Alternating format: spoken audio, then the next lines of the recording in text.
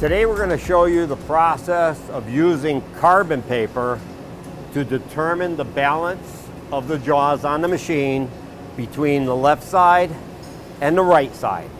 The purpose of this process is to tell that the jaws are either both level in this direction, or this direction, but they're not like this or like this, okay? So as long as they're balanced, and you'll see it on the carbon paper, that's the whole purpose of this process.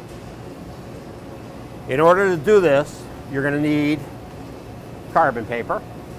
This can be purchased at any local office supply house.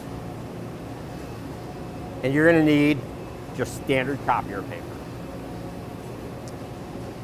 So we take one piece,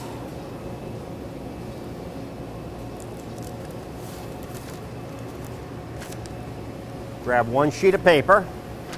I'm going to put the carbon paper against it in this respect. Okay, line the edges. I'm going to turn my machine on. You can turn this down to a no weld position for safety. Now we're going to take the material, we're going to put it in between the jaws, make sure it's all the way across, try to keep it straight, keep your fingers away from it, and then clamp the paper into the jaws, release after a second or two, and pull back the carbon paper to reveal your impression. So as you can see, in this situation, my left jaw has all its clamping pressure on the tube side of the blade. My right jaw has all of its pressure against the back side of the blade. So as I indicated earlier, this is the only condition that is undesirable. If they were both towards the back, or if they were both towards the teeth, or if they were both uniform all the way across, then the next step would have been to put your material in to get your heat pattern on your material, knowing your jaws were balanced. But in this situation, we're completely out of balance, completely undesirable. This will affect your weld quality and your weld camber if this is not corrected to start.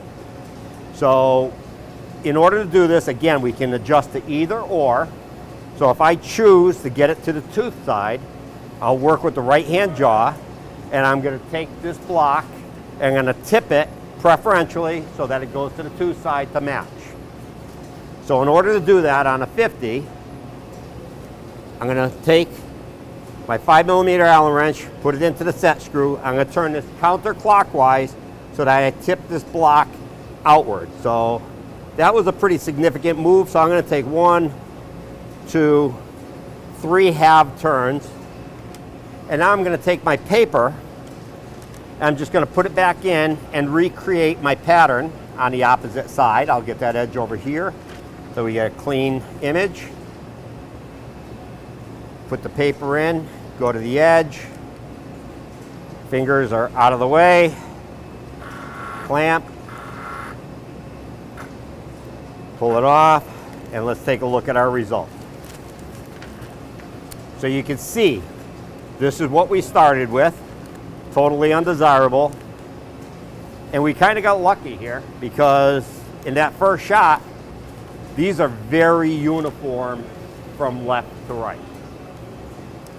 This is acceptable. This is the whole purpose of the carbon paper, is to identify that you don't have this and that you have this. At this point, the carbon paper and paper are done. In order to balance your heat, you would now take the appropriate width material that you're going to weld, put it into the jaws, and now that these are balanced, you're going to adjust both of these in whatever direction is necessary to get a uniform heat pattern across that material of width that you're doing. And at that point, that will ensure that you have proper clamping across your material.